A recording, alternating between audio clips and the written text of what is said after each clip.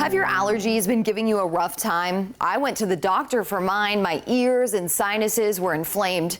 In today's Your Healthy Family, I'm showing you ways to mitigate those allergies besides taking medication. With all this wet weather and precipitation, the trees and the plants are thriving, but that also means it's going to be very green and there's going to be a lot of pollen. Dr. Julie Went, a physician at Relieve Allergy, Asthma, and Hives, is here to help us get rid of the coughing, sneezing, and wheezing that can come with allergies the natural way. Of course, you can start with some things around the house to control your environment. Closing the doors and windows, let the air conditioning and heating do the work for you, changing filters on a monthly basis so that the pollen count is decreased in the house, taking off shoes when you walk indoors so that you're not tracking pollen through the house, and then environmental changes like moving carpeting to hardwood floor that's easier to clean and isn't going to concentrate that pollen in one spot.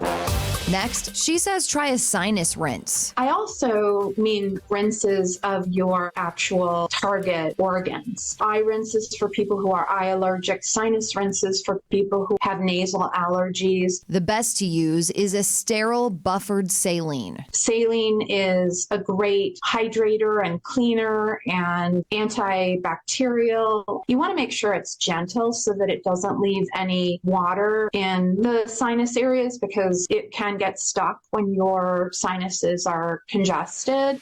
Next up, keeping our vitamin and micronutrient levels normal. You can get yours checked at the doctor's office. We have evidence that when patients are low in vitamin D, they can have issues with allergies because it has an important cofactor function in the immune system, and the cells need it to continue normally. This is the same for your zinc levels. We correlate zinc deficiency with asthma flares, and it's actually used to treat severe asthma flares in the emergency department routinely and has been for years.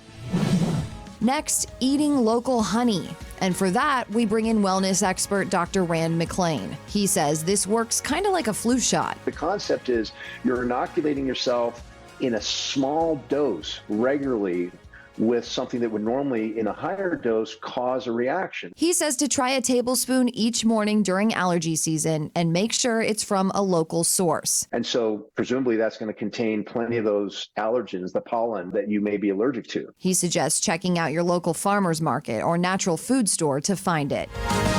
Another tip, drink green tea during allergy season. We know that EGCG, one of the active components in green tea, works very well to quell the reaction to allergens, the histamine release. Another compound in green tea with hypoallergenic benefits, theophylline. That has been used for ages for bronchial spasms. So those with bronchitis, and of course those with allergies that are having the same reaction, that helps open up the breathing passages so that you can breathe better.